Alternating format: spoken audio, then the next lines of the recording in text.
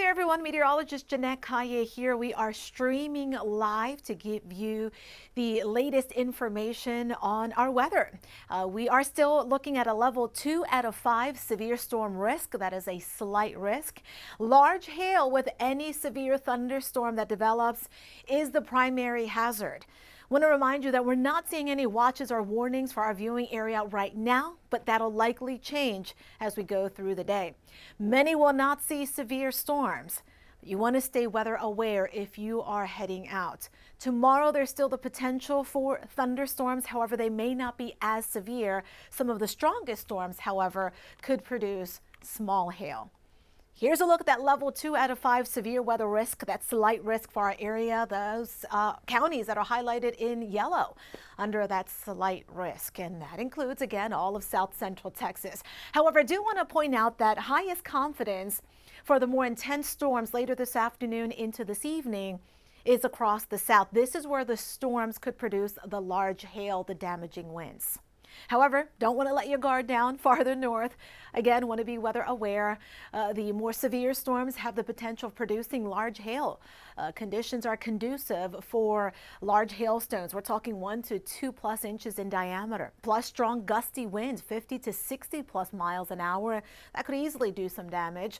And localized flooding as well with any thunderstorm, because remember that with any thunderstorm, we tend to see pockets of heavy rain. This cold front, it's picking up speed, at least the back end of the front already reaching the Austin area, and it's just going to continue to move off towards the south. Reminder, no watches and warnings right now for us. However, there's a severe thunderstorm watch outside of Texas. Those are flash flood warnings still for the Dallas area. Did see a severe thunderstorm earlier to the south and west of Dallas. But there goes the front, and we're seeing thunderstorms behind the front and also showers and storms out ahead of the front. Here's a look at radar and satellite across North Texas. This is where it's most active right now. Notice that to the east of Dallas, these are mostly just storms that are producing heavy rainfall, nothing severe. A little farther to the west, though, these are more intense storms that are producing frequent cloud to ground lightning, very heavy rainfall, and some brief high winds. Still no hail, though. I'm not seeing any severe thunderstorm warnings. Here's live power Doppler radar. We did see a couple of thunderstorms earlier this morning between 8 and 9 across portions of Valverde County and Edwards County. Those then moved towards the I-10 corridor between Sonora and Junction. And we're seeing thunderstorms that are up across the Brady area, east of Brownwood, even towards San Saba. I'm noticing the thunderstorms also developing at least some very isolated activity. There goes one thunderstorm southwest of Edwards County, southwestern corner of Edwards County, and another there over northwest Edwards County. Nothing severe, but definitely some thunder and some pockets of heavy rain. For the rest of the area, it's cloudy, it's muggy, breezy, humid, and some very light radar returns. Seeing showers as far south as Del Rio, even into Kinney County. For the rest of us, it's mostly sprinkles, patches of drizzle with an occasional shower. As the front heads farther to the south, temperatures are going to cool down. We're seeing widespread 70s currently. It's in the low 70s up across the hill country. Once the front moves through in the next 2 hours, it's going to drop into the 60s in the hill country, and it's likely going to stay in the 60s for the rest of the day. I do believe that we'll make it to the upper 70s at least here in San Antonio in the next couple of hours before it cools down later in the afternoon. Temperatures up across North Texas, it's in the 40s. Quite the temperature difference between Amarillo and Brownsville. All right, let's take you through the day. So we are going to see some breaks of sun here in the next hour or two. And the hill country, including at least the northern half of the I-35 corridor, really from the north side of San Antonio up towards Austin and back towards Bernie, Kerrville, Rock Springs, this area between 11 and 3 p.m., scattered showers and thunderstorms are possible. As the front continues to move off towards the south, there's still the potential for storms closer to 4 or 5 p.m. That will be near Highway 90. And then from southern Bexar County farther south, after 6 p.m. could see some strong to potentially severe thunderstorms. And remember, this is where we are seeing the highest confidence for storms that could produce the large hail and the damaging winds. Even more rain as we go into your Sunday. Monday in the morning, it looks like mostly just sprinkles or shower.